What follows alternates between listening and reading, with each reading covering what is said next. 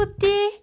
Questo è il nostro quadro Dimmi Tutto e hoje a gente vai esclarecer mais algumas dúvidas que foram enviadas pelos alunos da Itálica nos canais de dúvidas do L'Italiano Essenziale e L'Italiano Avanzato.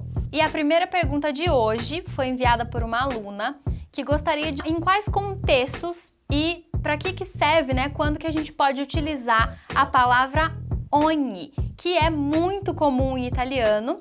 E aqui eu vou linkar então para vocês aqui algumas possibilidades de uso dessa palavrinha. Ela é muito utilizada, muito importante mesmo, né, no italiano, e uma coisa importante de dizer é que por mais que ela dê uma ideia ali de algo no plural pra gente, ela é sempre utilizada com uma palavra no singular na sequência. Então, por exemplo, uma possibilidade de uso da palavra ogni é para indicar cada um dos elementos em um grupo, que pode ser de pessoas, de objeto. Por exemplo, a gente fala ogni cosa a suo tempo. A gente poderia traduzir como, né, cada coisa no seu tempo.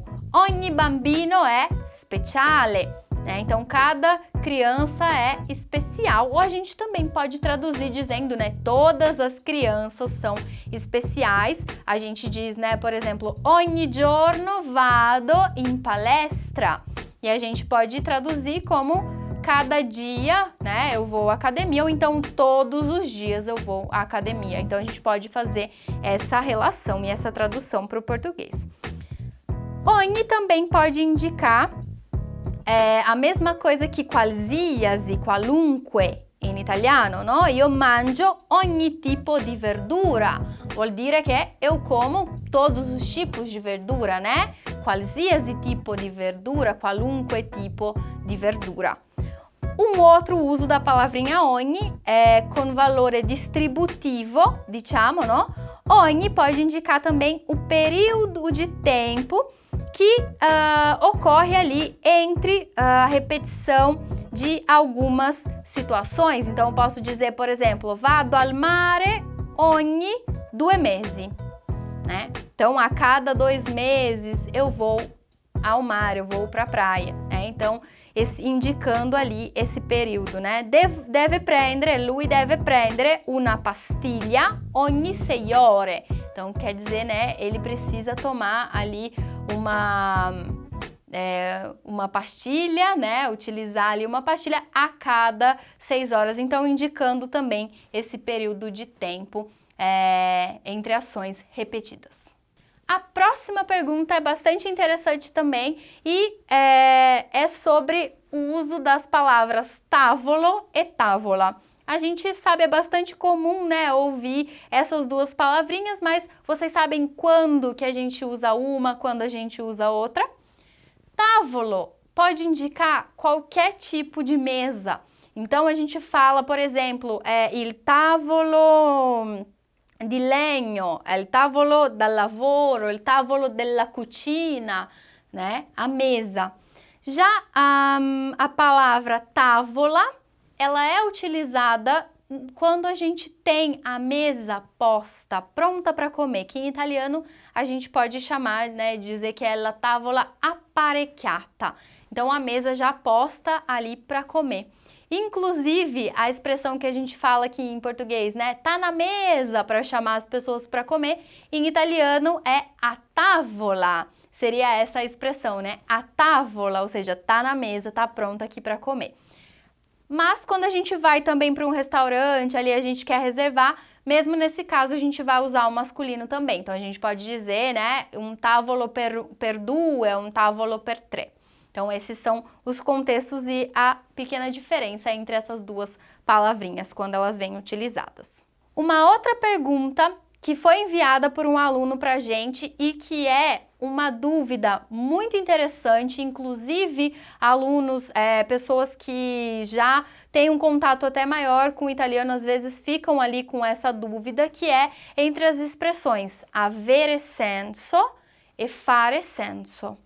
Em português, a gente sempre diz, né, que algo faz sentido, aquilo ali faz sentido, então a gente usa, né, o verbo fazer, faz sentido isso. Em italiano, quando a gente quiser dizer que algo faz sentido, que algo tem sentido, a gente precisa usar o verbo avere para indicar. Então, a gente fala que quella cosa ha senso. Então, Darius, quello che dici ha senso. Io concordo con te, né? Então, isso faz sentido, isso tem sentido.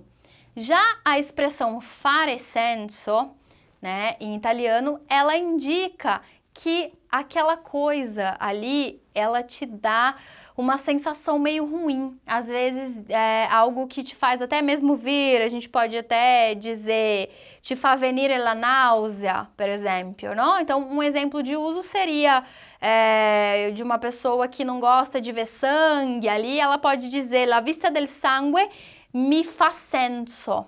Então, fare senso é uma coisa negativa, uma coisa ruim, até relacionada ali com um pouco, às vezes, de nojo, né? Pode ser até um sinônimo de fare schifo. Questo mi fa schifo, mi fa senso. Então, a gente precisa lembrar dessa distinção. Uma coisa que tem sentido, né? Questo ha senso. E uma coisa que dá uma sensação ruim, estranha, que seria fare senso. Bom, próxima pergunta é se mi dispiace e scusa, se essas duas palavrinhas, essas duas expressões são sinônimos. Bom, mi dispiace, essa expressão, ela é mais usada com o sentido de sinto muito, né? Sinto muito por algo.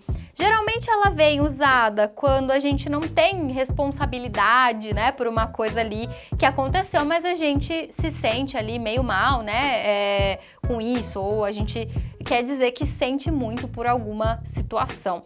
Já scusa, que é informal, e scusi, que é formal, a gente costuma utilizar para, sim, pedir desculpa, né, por alguma coisa que a gente fez, mas também para pedir licença, né, que pode ser para passar, né, por exemplo, a gente pode dizer,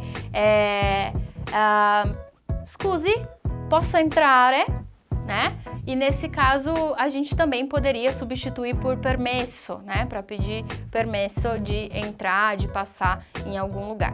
Então, mi dispiace é mais usado quando a gente não tem responsabilidade ali, a gente não fez alguma coisa, mas a gente sente muito por aquilo. E o scusi, formal, e scusa, informal, a gente usa mais para realmente pedir desculpa ou então para pedir licença.